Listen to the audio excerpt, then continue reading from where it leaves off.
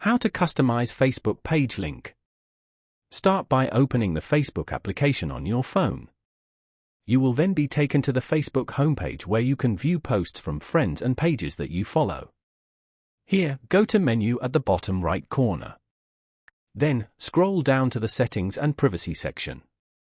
Go to Settings. Scroll down to the Audience and Visibility section. Then, go to Page Setup. Here, tap on Username.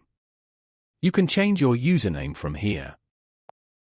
Enter your new username over here and tap on Save. Usernames can help people find your page once you've created one. Now, go back to your profile page. Tap on the three dots as shown. Scroll down to the end to view your page link. As you can see, you have now successfully changed the link of your page. Following these steps, you can easily customize Facebook page link.